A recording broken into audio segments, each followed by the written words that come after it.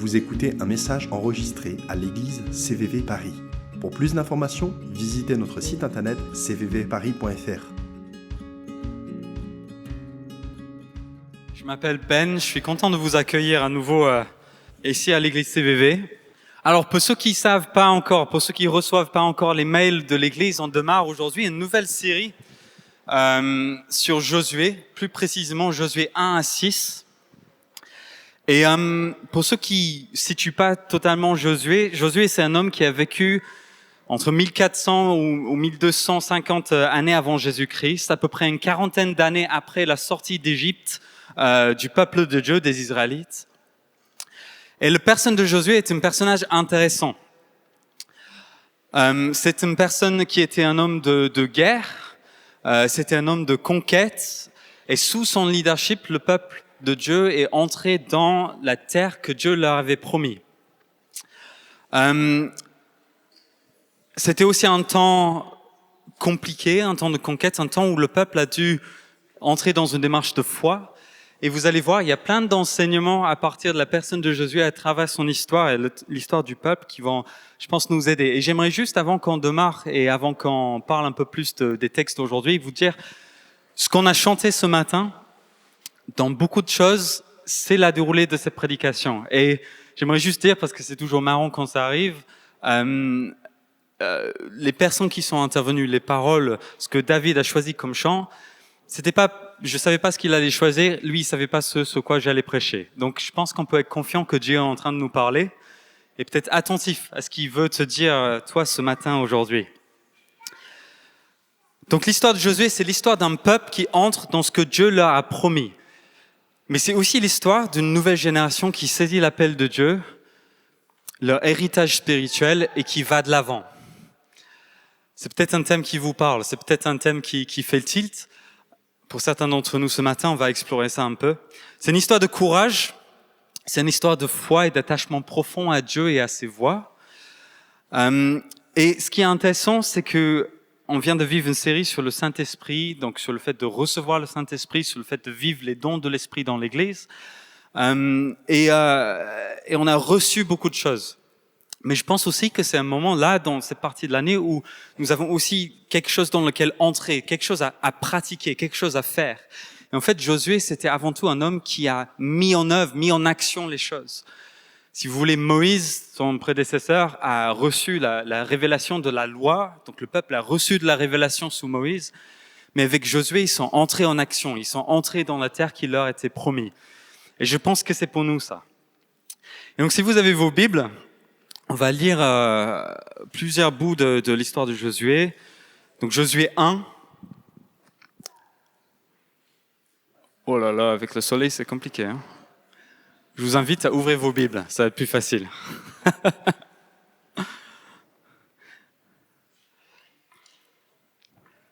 Et ce qu'on va faire, c'est qu'on va vivre ce moment en 3 temps.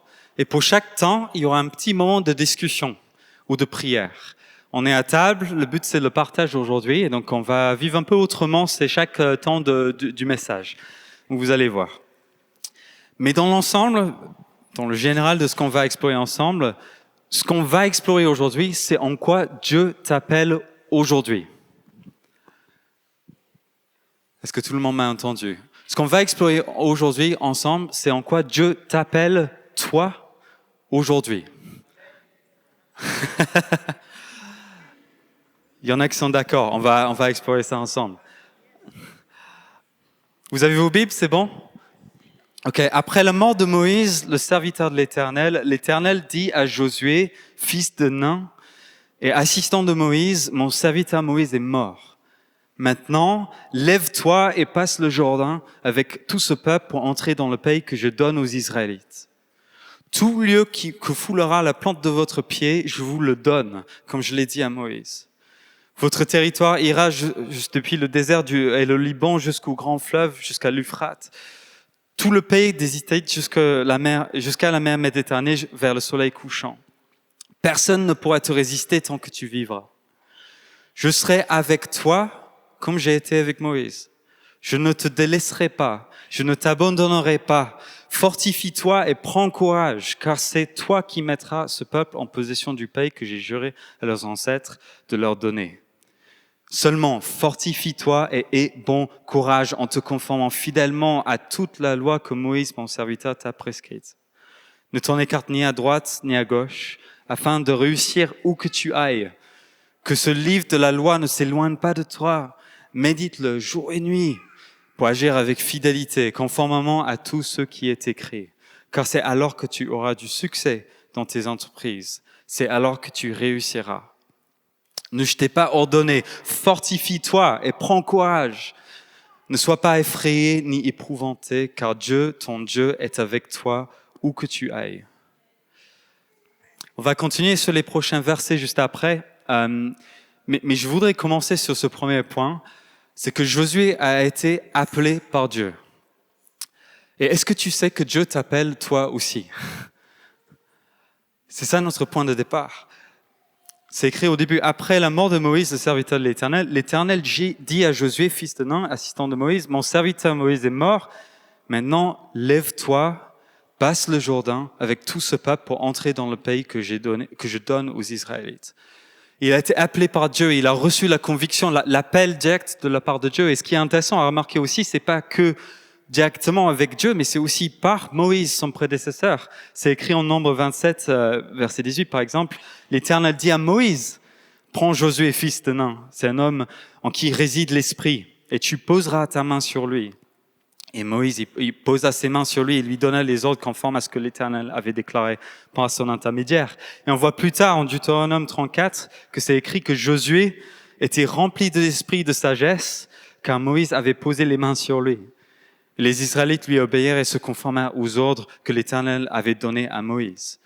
Josué était appelé à la fois par Dieu, à la fois d'autres ont dit, oui, tu es appelé. Josué était un homme qui était appelé. Pointant, pour une tâche spécifique. Et j'aimerais vous dire, et on y vient après, mais toi aussi tu es appelé pour un temps comme celui-ci, pour des choses spécifiques. Et on va creuser ça ensemble, mais est-ce que tu sais qu'il y a une partie de l'appel de Josué que toi tu partages directement avec lui? Aujourd'hui, la même chose auquel Josué a été appelé, toi, il y a quelque chose aussi que tu partages avec lui. Et c'est peut-être parce que ce au quoi tu penses en premier. Je ne sais pas à quoi tu penses. On pense souvent avec Josué aux histoires de foi, de conquête. On a fait face aux obstacles et on a surmonté, peut-être c'est ça le point commun, mais c'est pas de ça qu'il s'agit dans un premier temps. On pense que c'est réaliser quelque chose de grand pour Dieu, mais c'est pas non plus, je pense, le premier appel ici que nous partageons avec Josué. Je pense que Josué avait un premier appel sans lequel toute la conquête, toutes les grandes choses qui ont été accomplies n'avaient aucun sens. Et ce premier appel est son appel premier qui était d'aimer Dieu, de s'attacher à Dieu.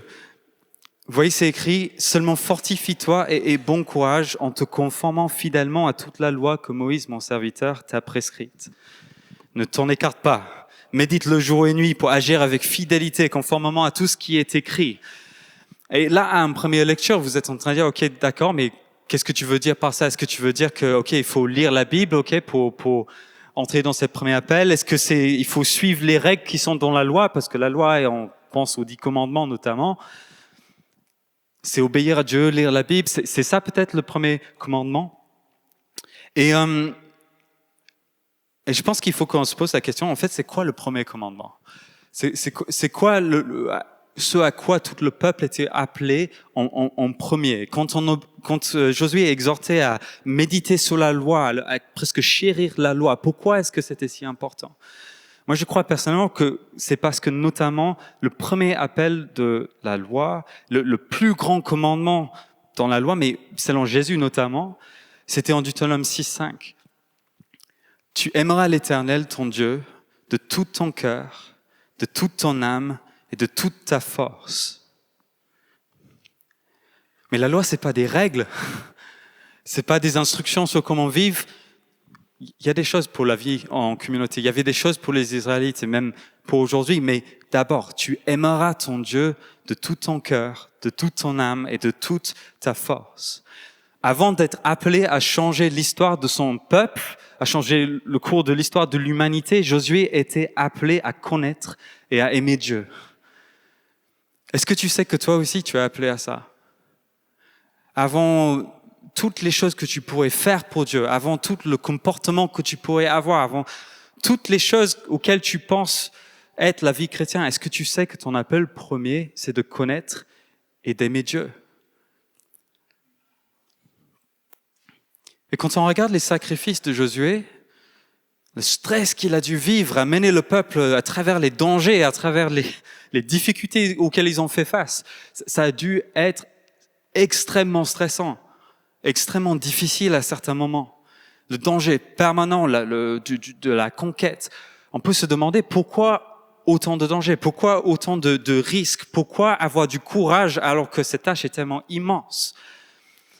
Comment est-ce que Josué pouvait être sûr du chemin qu'il devait suivre? Il pouvait juste rester peut-être un peuple nomade, mais sans entrer dans la confrontation. Et la réponse à ça, c'est il connaissait Dieu. Il aimait Dieu, il avait confiance en lui, il était attaché à lui. Et donc si Dieu lui disait de faire quelque chose, c'était avec cette confiance, cet amour qu'il pouvait avancer. Son appel premier, c'était de connaître et à aimer Dieu. C'était de s'attacher à lui. Est-ce que tu connais Dieu? C'est ma question pour toi. Est-ce que tu aimes Dieu? Est-ce que tu es attaché à lui? Et pas seulement intellectuellement, on a regardé ça, en lisant la Bible, en apprenant les choses sur Dieu, c'est une bonne chose, mais est-ce que tu connais et que tu aimes Dieu dans ton cœur? Est-ce que tu ressens dans ton âme que tu as besoin, que tu as soif de Dieu? Est-ce que même avec ta force, tu exprimes ton amour vers Dieu? Tu parles de lui, tu exprimes ta louange envers lui. Est-ce que tu aimes Dieu? Pas pour mettre la pression, mais pour nous interpeller. Est-ce que c'est ça au fond de nous? Vous savez, il y a un super test pour vérifier où en est notre cœur avec l'amour envers Dieu. Et c'est pas un piège, mais c'est pour nous aider à savoir où est-ce qu'on en est et comment cheminer avec Dieu. Et ça va parler, je pense, à certains. Si tu penses à ton appel, tu penses à ce à quoi tu penses que Dieu, ce à quoi il t'a appelé.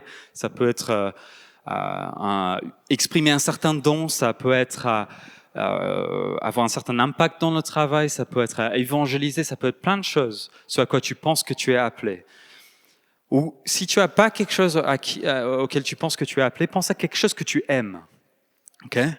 Pense à quelque chose qui est important pour toi dans la vie. Par exemple, ta vocation. Peut-être c'est ça qui est important pour toi. Pense à tes passions. Ce qui te motive. Pense à peut-être des possessions, des choses que tu aimes beaucoup, ou pense à des relations. Des relations qui sont ultra importantes pour toi. Pense à ces choses qu'on aime, ou pense à cet appel qui est important pour nous. Et puis réfléchissez à cette question. Si demain, cette chose vous est enlevée, vous n'êtes plus personne, votre appel semble s'effondrer, vous échouez dans votre vocation, vous perdez cette relation. Que dis-tu dans ton cœur?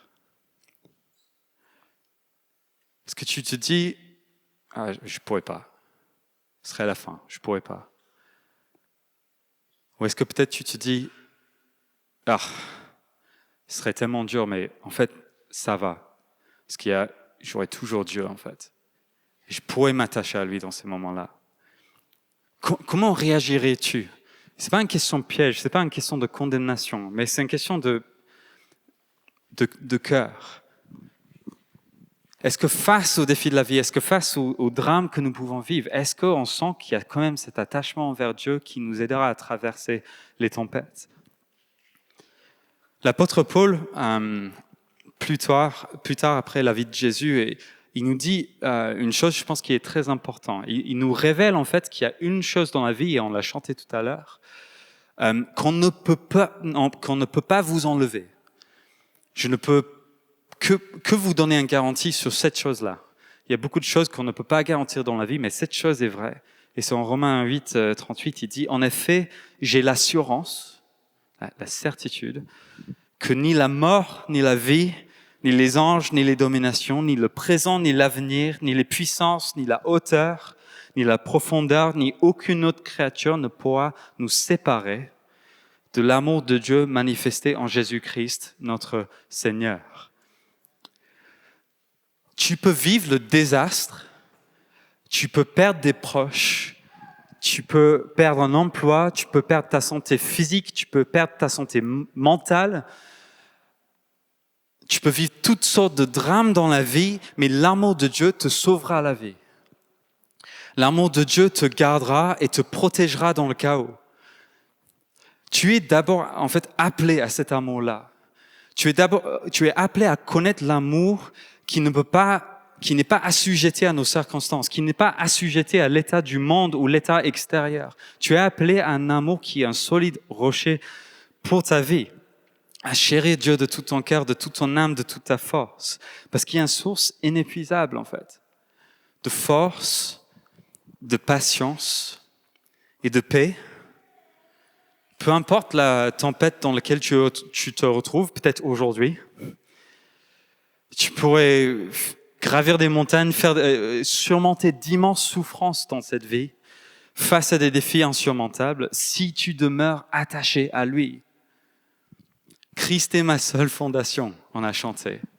Et c'est l'amour de Dieu révélé par Jésus-Christ qui est ta fondation. Et peut-être dans ton cœur, tu es troublé par cette question que j'ai posée. Est-ce que si je perds tout, je pourrais quand même chérir Dieu et avoir Dieu? Et l'invitation pour toi ce matin, c'est un pas de plus vers le fait de, OK, je vais connaître Dieu, je vais le chérir, c'est lui ma forteresse, c'est lui qui va me protéger, c'est lui qui me fera traverser les tempêtes et les souffrances de cette vie. Ton appel premier, c'est de l'aimer et d'être attaché à lui. Et donc, c'est là le temps d'une première petite discussion, un premier petit temps de prière entre nous, puisqu'on est en brunch, on va en profiter. J'aimerais juste dire, avant de juste le lancer, il n'y a aucune pression de participer. Si vous êtes visiteur, si ça vous met mal à l'aise, que personne ne vous mette la pression. Et si vous mettez la pression, venez me voir après. Sérieusement. Mais on va réfléchir à cette question. Où en est mon cœur sur cette question? On va réfléchir dans le secret de son cœur par rapport à ça. Et on va pas forcément le partager à la personne avec laquelle on va discuter, parce qu'on va se mettre en binôme pour ce truc-là. On va pas forcément partager où est-ce qu'on en est. Mais ce qu'on va faire, c'est qu'on va prier pour l'autre une bénédiction. On va prier pour notre binôme qui puisse connaître cet amour qui peut être un ancrage solide et sûr dans sa vie. On va prier que Dieu les bénisse avec une communion avec Dieu nouvelle dans cette saison dans laquelle la personne est. Et on va les bénir, on va les encourager dans ça, ok? Et donc on va trouver un binôme, quelqu'un sur notre table. Si vous n'êtes pas à l'aise, aucune obligation de participer. Et on va juste prier ensemble. Et si l'autre personne a besoin de réfléchir un instant, laissez-lui le moment. On va prendre 5 minutes et on va reprendre ensemble. Prions pour cette proximité, cet amour avec Dieu les uns pour les autres. On va se retrouver ensemble. Je vais juste lire un psaume alors que certains finissent de prier. Psaume 63. Ô Dieu, tu es mon Dieu, je te cherche. Mon âme a soif de toi. Mon corps soupire après toi, telle une terre aride, desséchée sans eau. C'est pourquoi je t'ai contemplé dans le sanctuaire pour voir ta force et ta gloire. Car ta bonté vaut mieux que la vie. Mes lèvres célèbrent tes louanges. Plus tard, c'est écrit, mon âme est attachée à toi et ta main droite me soutient. Mon âme est attachée à toi, Seigneur. Ta main droite me soutient. Amen.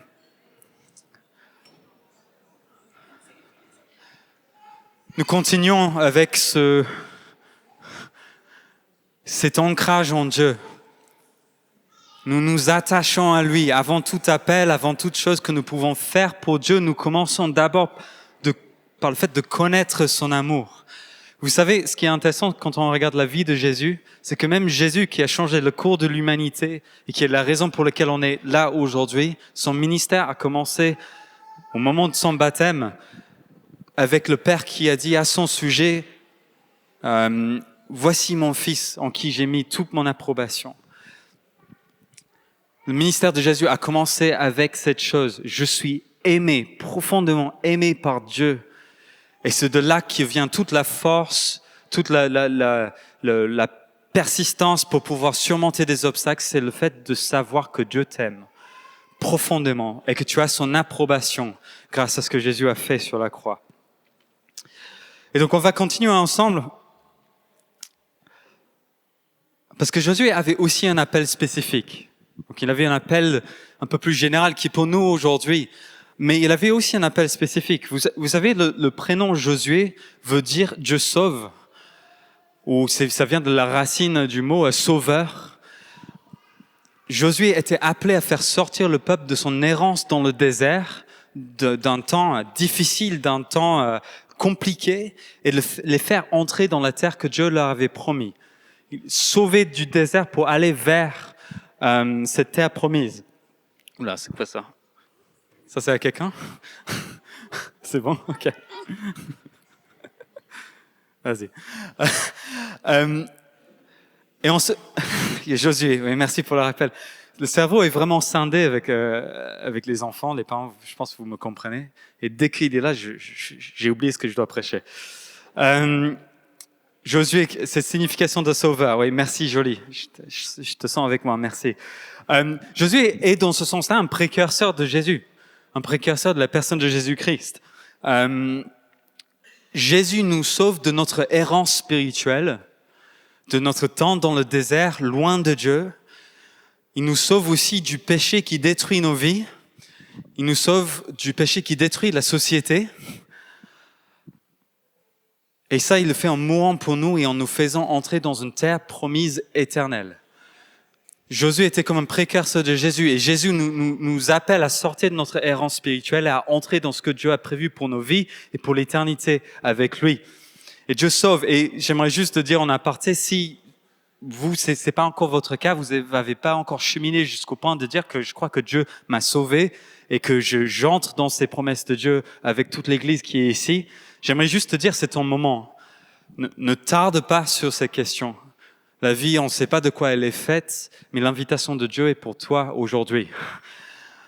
Dieu nous sauve, nous sort de notre errance spirituelle, nous donne un avenir, une espérance. Et Josué avait un rôle spécifique dans son temps. C'est marqué « Lève-toi ». Allez, vas-y Josué, passe le Jourdain avec ce peuple pour entrer dans le pays que je donne aux Israélites. Et puis il accompagne ça de la promesse, tout lieu que foulera la plante de votre pied, je vous le donne, comme je l'ai dit à Moïse. Et puis il décrit la terre qui va être leur possession et il dit fortifie-toi et prends courage, car c'est toi qui mettras ce peuple en possession du pays que j'ai juré à leurs ancêtres de leur donner. Il avait un appel spécifique et toi aussi, Dieu te donne un appel spécifique. Il t'appelle à faire des choses dans cette vie. Peut-être c'est par une conviction interne qu'il va mettre dans votre cœur. C'est ça que j'ai envie de faire avec Dieu, pour Dieu. Ou peut-être c'est aussi par des éléments externes. Des personnes avec le don prophétique vous ont donné des prophéties qui vous ont donné une direction aux choses que vous devez faire dans la vie. Peut-être c'est aussi par l'encouragement des autres, le discernement de vos dons qui est fait par les autres. Nous avons souvent des choses spécifiques auxquelles Dieu nous appelle et je peux témoigner personnellement, je ne serais pas là en train de faire ce que je suis en train de faire là si j'avais pas une conviction que Dieu m'appelait à faire quelque chose pour lui. Je serais pas là à prêcher, je serais pas là à conduire l'équipe ici à CVV si Dieu m'avait pas parlé. S'il y avait pas des personnes externes que je ne connaissais pas qui ont dit Ben, Dieu te parle dans cette direction-là. Il y a beaucoup de choses, beaucoup d'appels qui seraient trop durs, trop chronophages, trop compliqués à aborder si on n'avait pas la grâce de Dieu qui est de connaître que Dieu nous donne sa grâce pour un appel spécifique. Je pense par exemple à l'implantation d'églises. Vous avez peut-être fait des implantations d'églises. C'est la raison pour laquelle je suis en France. Mes parents avaient implanté une église dans le sud. Ça fait partie des choses, des appels qui sont trop durs si tu n'as pas Dieu qui te donne la conviction qu'il faut le faire. Et peut-être que toi aussi tu as un appel, quelque chose qui semble trop dur pour les autres, Mais peut-être que tu as une grâce pour le faire parce que le Seigneur t'appelle à le faire. Et j'aimerais nous encourager que voilà, il faut être à l'écoute de où est-ce que Dieu te donne la grâce d'avancer. Et je crois que beaucoup d'entre nous ont reçu des appels spécifiques, petits ou grands, il n'y a pas vraiment d'hiérarchie. Tu as une conviction dans ton cœur, les autres le confirment, Dieu t'appelle. Mais ce qui est super important avec l'histoire de Josué, c'est que l'appel de Josué dépasse de loin lui-même et sa personne. L'appel que reçoit Josué est l'appel de Dieu envers son peuple, en fait. Si on regarde Moïse, par exemple, c'est pas la vision de Moïse d'entrer dans la terre promise, c'est la vision que Dieu avait donnée par l'intermédiaire de Moïse à tout son peuple. Et de la même manière que ça a été reçu à travers Moïse, Josué maintenant reçoit l'appel de Dieu pour son peuple, pour les faire entrer dans la terre promise. C'est l'appel de Dieu envers son peuple. Et Josué, il comprend ça. Si on regarde ses premiers ordres en tant que chef du peuple, on a les versets 10 et 11. Oh là là, on voit rien là-haut. C'est pas grave. Soyez pas distraits par ça, je vais vous le lire. C'est écrit, Josué donna cet ordre aux officiers du peuple. Parcourez le camp et voici ce que vous ordonnerez au peuple. Préparez-vous des provisions, car dans 3 jours, vous passerez le Jourdain pour aller conquérir le pays dont l'Éternel, votre Dieu, vous donne la possession. Est-ce que vous avez entendu les spécificités de ce que Josué dit? Josué a capté, il a dit, vous passerez le Jourdain. Il dit, l'Éternel, votre Dieu, vous donne la possession. Josué capte que l'appel va bien au-delà de lui, sa vie et ce que lui doit réaliser dans la vie. Et c'est la même chose pour nous. Nos appels, ce à quoi Dieu nous appelle, n'est pas là pour notre réalisation personnelle. Nos appels ne sont pas pour que nous devenions quelqu'un ou que nous arrivons à avoir enfin une importance ou une identité parce que nous faisons des choses. L'appel n'est pas là pour ça, en fait. L'appel est là pour que nous puissions, comme Josué, nous inscrire dans le projet de Dieu, chacun à son niveau, chacun avec ce que Dieu nous donne, et de le faire pas pour nous-mêmes, pas pour notre réalisation personnelle, mais pour les autres. Nous sommes appelés pour les autres. Nous sommes appelés pour le plan de Dieu pour les autres. Et nous devons nous inscrire en fait dans ça. Josué a compris ça. Et c'est super important parce que souvent dans le milieu évangélique, l'appel est comme la vocation. Et voilà, ça débouche sur des vocations et c'est pas grave. C'est une bonne chose d'avoir la conviction de faire quelque chose. Mais la vocation peut vite devenir comme une carrière, comme une réalisation de soi, ou comme une manière de se sentir bien en soi-même. J'ai évangélisé à 10 personnes cette semaine, gloire à Dieu, je suis dans ma vocation, je suis un bon chrétien. Non, c'est pas comme ça que marche l'appel de Dieu. L'appel de Dieu est pas pour son réalisation à soi, c'est pour les autres. Et nous devons entrer dans ça. C'est ça un appel mature en fait. C'est un appel qui commence à aller au-delà de je le fais pour moi et commence à entrer dans je le fais pour les autres. Et je me souviens d'une discussion avec un ami l'autre semaine ici à l'église et on parlait de l'exercice de la prédication. Et c'est un exemple, mais les appels de Dieu vont bien au-delà des 4 murs de l'église. Hein. Mais je vous parle de cet exemple puisque c'est ce qu'on est en train de faire là. Et au début, quand tu commences à prêcher, c'est génial, t'es trop content. Tu apprends des choses, voilà et tout ça. Mais au bout d'un moment, cette motivation-là ne suffit plus. Et peut-être avec ton appel, dans la louange, dans la société, envers ta famille, au début c'est excitant, c'est ouais, je suis appelé à faire quelque chose. Plus tard, cette excitation ne sera plus là. À des moments, ce sera un partage même dans les souffrances de Christ, certains des appels que vous allez porter dans votre vie. Et donc, qu'est-ce qui te garde en motivation? Qu'est-ce qui t'aide à courir jusqu'au bout? Et je trouve que dans ces moments-là, c'est là où on découvre en fait que nous faisons les choses pas pour nous-mêmes, pas pour le kiff de faire des choses pour Dieu, mais parce que ça prend son sens dans ce que ça produit pour l'autre. Ça donne son sens dans l'amour que ça nous aide à exprimer envers l'autre. Par exemple, la prédication, c'est avant tout de prendre soin, de nous aider ensemble, de m'aider moi-même alors que je prêche, nous, à marcher dans les voies de Dieu, à connaître Jésus-Christ. Ça doit être le but de ce que nous faisons ici. Et dans nos appels respectifs, ça doit être aussi l'appel. Faire connaître Jésus, aider les personnes à grandir dans la foi pour leur croissance, pas pour nous. Vous l'aurez compris, je pense. Nos appels ne sont pas pour nous, ils sont pour tout le monde. L'appel de Josué n'était pas avant tout pour lui, c'était pour le peuple. Et donc, en binôme à nouveau, une fois, on va avoir un deuxième temps de discussion. Et là, on va partager un tout petit peu plus. J'aimerais qu'on prenne juste quelques minutes à partager, prier, et partager si tu as l'impression que Dieu t'a donné quelque chose de spécifique à faire. Et ça peut être juste en quelques mots, ça peut être, j'ai l'impression que Dieu aimerait que je témoigne à mes amis au lycée, par exemple. Ou j'ai l'impression que Dieu voudrait que j'apprenne à enseigner. Ou que Dieu voudrait que je prie pour mes collègues chez moi. Voilà, ça peut être des choses petites comme ça peut être quelque chose de plus grand. Il n'y a pas de hiérarchie. Et donc on va juste dire, j'ai l'impression que Dieu m'appelle à ça, okay? Avec humilité, parce que voilà, on entend parfois en partie. Et puis ce qu'on va faire, c'est qu'on va prier un encouragement pour l'autre personne.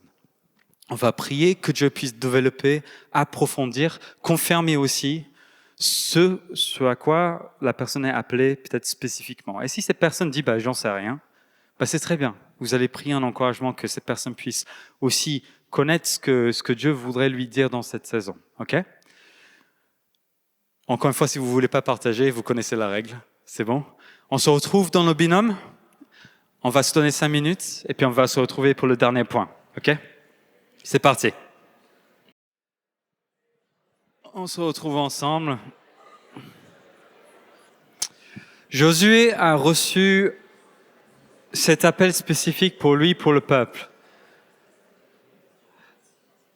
Et cette notion d'appel est une notion qui est pertinente pour nous en tant qu'individus, mais c'est une notion qui est pertinente pour nous en tant que corps que nous formons aujourd'hui, en tant qu'Église que nous formons aujourd'hui, ensemble.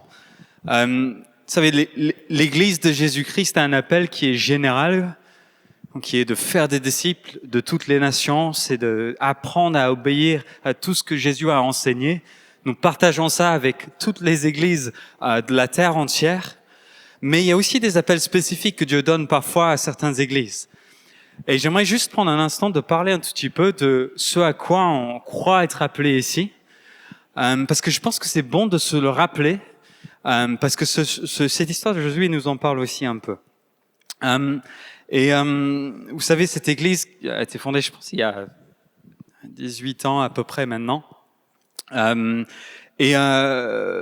Via une personne qui s'appelle Gordon Hill, que vous connaissez, certains d'entre vous connaissez.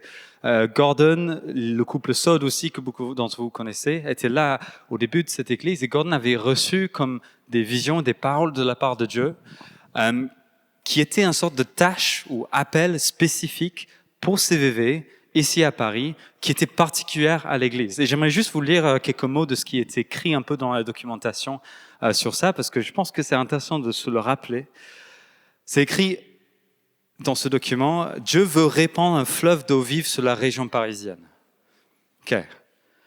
Selon l'histoire racontée en Genèse 26, donc une histoire d'eau vive, Dieu a révélé que le moment est venu pour déboucher des puits de bénédiction spirituelle sur la région parisienne. Ces puits auraient été bouchés dans le passé par l'action de l'ennemi de Dieu, avant de pouvoir atteindre la pleine mesure du réveil que le Saint-Esprit désire susciter. L'eau qui coulerait de ces puits est une image d'un mouvement puissant et souverain de l'Esprit de Dieu qui apporterait des vagues de bénédiction, de signes et de prodiges pour confirmer la proclamation de la parole de Dieu. Les résultats seraient un grand nombre de conversions, la croissance de l'Église, de manière globale, les églises, et un impact sur la société parisienne. Dieu a révélé que les puits ont été comblés par un ensemble de comportements et d'attitudes dans l'Église de manière globale et ont attristé le Saint-Esprit. Maintenant, il s'agirait de poser des fondements dans une nouvelle Église qui vise résolument à éviter de devenir prisonnier de ces forteresses spirituelles, sans toutefois sombrer dans des attitudes présomptueuses ou élitistes. Un appel spécifique pour ces communautés ici, et 14 des pierres qui bougent ces puits ont été énumérées. Et je vais juste vous les lister pour que vous les ayez en tête. Des choses qui bougent l'action du Saint-Esprit dans nos vies, mais aussi à travers nos vies dans la ville de Paris. L'incrédulité, le refus de sacrifice et de service, le légalisme et le jugement, la manque d'humilité, c'est dur comme liste, hein. L'insoumission, un manque de libéralité, le rejet de l'instruction, l'individualisme, la crainte d'être blessé, les critiques et les ragots. Ça, c'est pour mettre l'ambiance. Le rationalisme exclusif, le refus du pardon, la crainte de l'homme et le refus de s'abandonner à Jésus. La liste des courses est longue. Il y a un appel spécifique. Ça ne fait pas de nous une église meilleure qu'une autre, mais il y a des choses à déboucher, il y a des choses à travailler, un terrain à préparer, à travailler ici à CVV. Et beaucoup de gens ici se sont sentis comme appelés vers cet appel-là. Beaucoup d'entre nous sont là par cet appel-là. Et comme Josué, alors que la génération d'avant nous a reçu cette vision, beaucoup d'entre nous sont héritiers aujourd'hui de cette vision. Nous sommes comme une deuxième génération qui héritons des bénédictions de Dieu, qui héritons des fondations qui ont été posées et qui bénéficions de l'appel que Dieu a donné à cette église. Oui, c'était pour Gordon, l'église, tout le monde qui était là à ce moment-là, mais c'est pour toi aussi, en fait, aujourd'hui. Toi aussi, tu entres dans ce projet de Dieu pour l'église. La génération d'avant nous a reçu quelque part de la révélation. Ça vous rappelle une histoire qu'on vient de lire. Et on nous a passé le bâton. Et ça, c'est au niveau des responsables de l'église, de moi, de l'équipe des anciens. Mais en fait, c'est au niveau de toute l'église. C'est nous tous ensemble à qui on a passé un bâton. De voir les puits débouchés, de voir un réveil spirituel à Paris, où des dizaines, des centaines, pourquoi pas des milliers de personnes puissent retrouver en Jésus-Christ la raison d'être que nous avons, qui puissent trouver la paix en Jésus-Christ. Nous sommes appelés à ça. Petit ou grand, on nous a passé le bâton de ce projet de Dieu pour Paris et pour sa région. Et c'est pas pour nous, c'est pour Paris et sa région.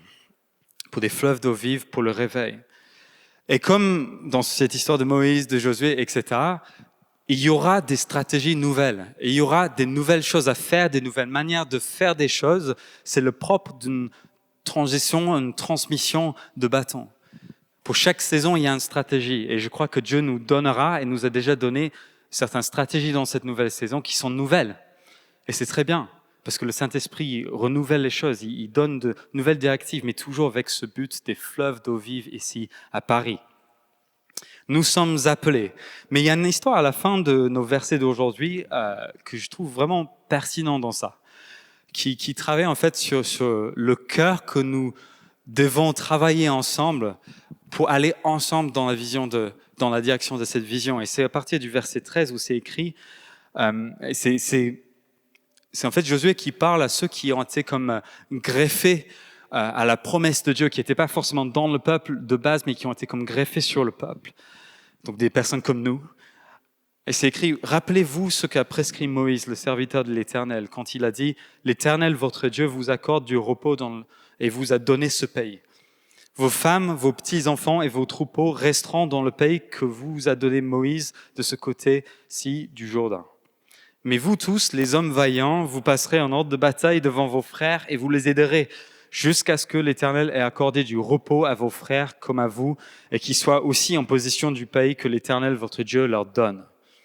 Alors vous reviendrez prendre possession du pays qui est votre propriété et que Moïse, le serviteur de l'Éternel, vous a donné de ce côté-ci du Jourdain, à l'est. Ils répondirent à Josué, nous ferons tout ce que tu nous as ordonné et nous irons partout où tu nous enverras. Nous t'obéirons entièrement comme nous avons obéi à Moïse. Que l'Éternel, ton Dieu, veuille seulement être avec toi comme il a été avec Moïse. Tout homme qui sera rebelle à ton ordre et qui n'obéira pas à tout ce que tu lui ordonneras sera puni de mort. C'était une autre époque. Seulement fortifie-toi et prends courage. Et cette vision, cet appel spécifique pour nous tous, nous demande une chose. Il y a comme quelque chose qui est essentiel, fondamental. David Fellingham nous en avait parlé au week-end d'église. Il a insisté dessus. Il nous a exhortés dans ce sens-là. C'est le fait d'être unis de cœur. Il nous a donné cette illustration, je ne sais pas si vous vous souvenez, c'était avec David et moi, il nous a fait tenir la main comme ça, il nous a rappelé l'histoire en 2 Rois 10, 15, où Jonadab et Jéhu, on dit comme ça ? Jéhu, merci. Ils ont un moment où il se tient la main et c'est écrit, il y en a un qui dit « Ton cœur est-il sincère envers mon cœur ?» et oh là là. Pardon, je reprends. Ton cœur est-il sincère comme mon cœur l'est envers le tien? Et Jonadab répondit, il l'est. Et donc Jéhu dit, s'il l'est, répliqua Jéhu, donne-moi ta main. Et Jonadab lui donna la main. Et ils sont montés dans le char ensemble. Et c'est un peu cette idée de, on se prend la main. Mon cœur est-il sincère avec toi? Oui, allons ensemble. Et là, dans ce cas-là, c'est à la conquête. C'est prendre du terrain pour Dieu. Et ici, nous avons cette tâche qui est de voir les puits débouchés dans nos vies, mais aussi aider les autres à voir ces puits débouchés. Et cette joie d'avoir l'appel, de voir un appel, une bénédiction souverain de la part de Dieu, où son Saint-Esprit serait déversé dans le cœur d'une multitude ici à Paris. Mais pour ça, il faut cette main dans la main de nos frères et sœurs qui sont ici. Il dit, ton cœur est-il sincère avec moi? Oui, ok. Nous allons donc ensemble vers cette vision-là. Et je crois que c'est l'œuvre du Saint-Esprit dans l'Église, ça. C'est le Saint-Esprit qui, malgré nos différences, et c'est normal et bien d'avoir des différences, malgré des avis différents, et c'est bien et normal d'avoir des avis, des perspectives différentes, mais malgré tout ça, de se dire, même avec nos différences, nous prenons la main et nous sommes d'accord d'avancer ensemble, du même cœur, unis ensemble.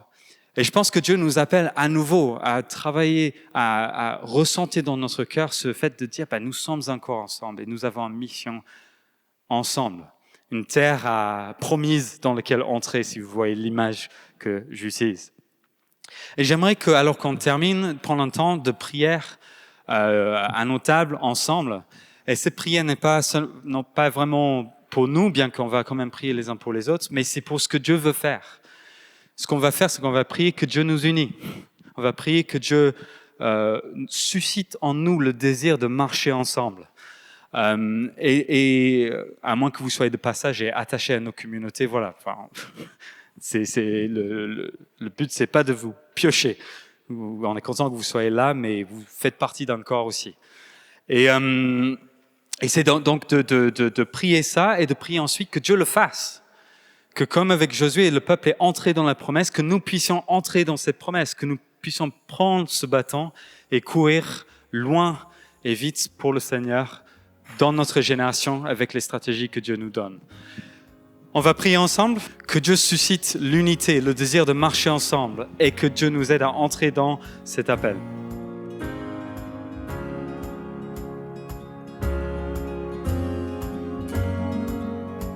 Vous venez d'écouter un message enregistré à CVV Paris. Pour plus d'informations, visitez notre site internet cvvparis.fr.